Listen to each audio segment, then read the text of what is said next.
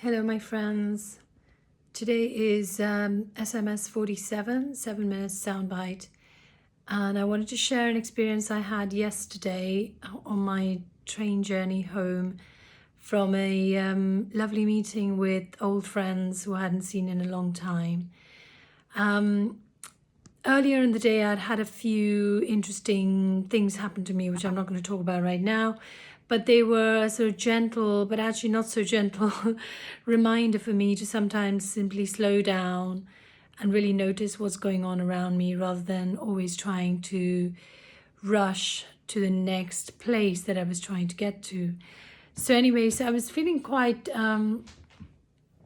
chill and almost zen as I was walking to catch my train. And as I had said goodbye to my friends and I got through the barriers at Charing Cross Station to catch my train, I had about 6 minutes before my train was due to leave, so I was in no rush.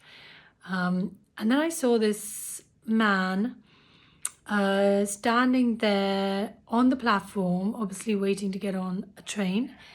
And he was basically talking very loudly, asking for help to carry his bags. Now my cats come here to say hello.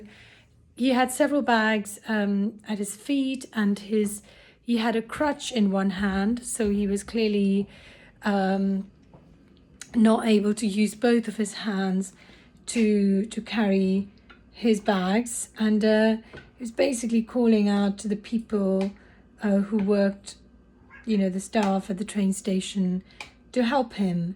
They were all kind of ignoring him, as people sometimes do when they've seen someone many times and maybe they just don't really think they deserve attention. Sorry, I'm multitasking.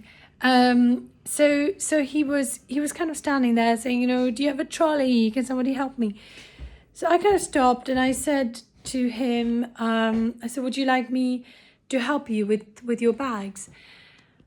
And then he looked at me, and I think it took him a beat to realize I was actually serious and I was still there. And then he said, that thank you very much, that's very kind of you. And so we together walked on the platform to get to a specific carriage that he wanted to get onto. It turned out that it was the same train that I was going to be getting to where I live, but he was going to be getting off a few stops before me. So we got on the train and I put his bags down on the seat where he was going to be sitting. And then he asked me if I was going to sit there and, sort of basically chat to him. And originally I wasn't planning to, but then I thought, yeah, why not? So I sat down on a seat so I was facing him. And then he started to talk, and he was basically started to tell me about his life and his son, who's having some challenges with, and how as a parent it's very difficult when your adult son has a drug habit and asks you for money, and you want to be there for your child, but equally they're not a child, and you don't want to be supporting them in something that is not good for them. And then he went into another aspect of his life, to the time when he lost his brother at the age of just 9. He and his brother were crossing the tracks, and his brother got hit and killed by an express train. And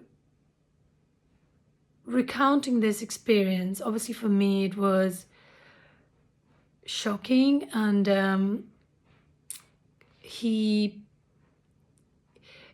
it was like he sort of relived the trauma of that, and he sort of said, I'm getting PTSD because of this, and he wept, and I was just sitting there, just being compassionate and saying, my goodness, that must have been such a horrible experience for you. I'm so sorry.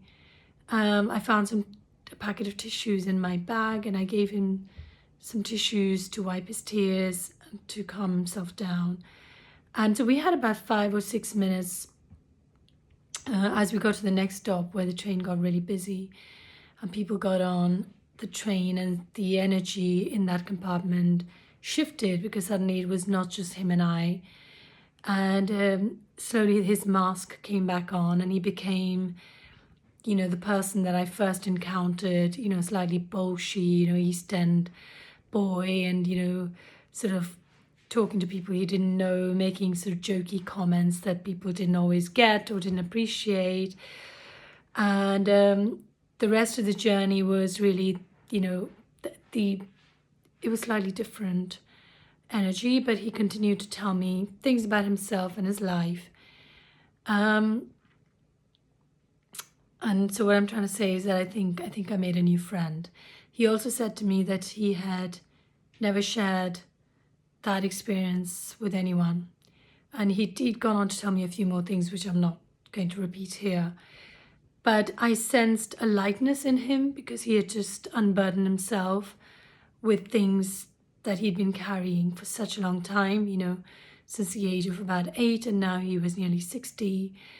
And the reason I share this with you is because for me, I really didn't do very much. I was just there and I was listening, and in that moment, we shared a space where he felt safe enough to unburden himself. And we all have that opportunity to do that for one another. And in these very, very difficult times, I think when we create that space for someone else, it gives them a chance to slow down, put down their metaphorical backpack, and release some things that are just too heavy and unnecessary for them to continue to carry. So I made a new friend, and if I see him again, we will fist bump and say hello. But in the meantime, I'm sending you all so much love and wishing you an amazing weekend. Bye-bye for now.